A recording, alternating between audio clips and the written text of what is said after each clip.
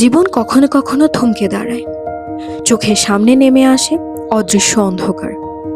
ঠিক তেমনই একসময় দোস্ত মুহাম্মদের জীবনের পথও ঝাপসা হয়ে উঠেছিল।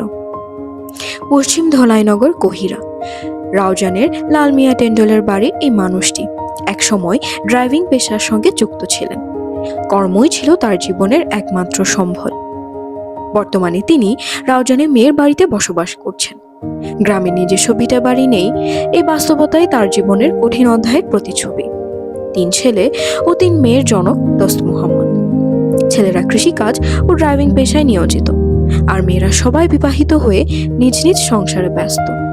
তবুও পিতার চোখের আলো নিভে যাওয়ার দুঃখ যেন সবার অজান্তেই বুকে জমেছিল।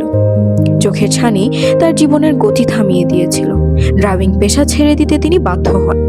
কর্মহীনতা, নির্ভরশীলতা আর অনিশ্চয়তা সব মিলিয়ে জীবন যেন সংকুচিত হয়ে এসেছিল।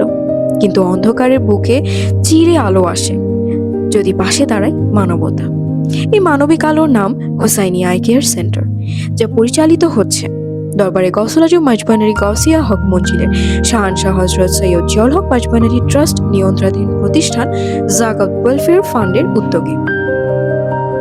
আমি সকল উপাসনা জিয়াউল হক বাবার দরবার হকত্তন উপাসনা করাই ইনশাল্লাহ এই বহুত করিয়ে আশা করি আর কোনো পয়সা করি নহলে কোনো খরচ নহয়, বিনিয়োগ খরচে ইনশাল্লাহ উপাসনা ইয়ার সাকসেস হয়ে তো দোয়া করে। বাকি এরকম আমার মতন যারা সহায় মানুষ আছে তারা যেন ওনারা সহযোগিতা তারা গুরুত্ব পান।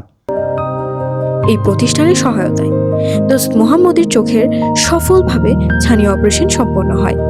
অস্ত্রোপচারের পর ধীরে ধীরে ফিরে আসে দৃষ্টির আলো, ফিরে আসে আত্মবিশ্বাস। তার কণ্ঠে শোনা যায় আশার কথা। আবারও তিনি ড্রাইভিং পেশায় ফিরবেন, নিজের শ্রমে জীবনকে টেনে নিয়ে যাবেন।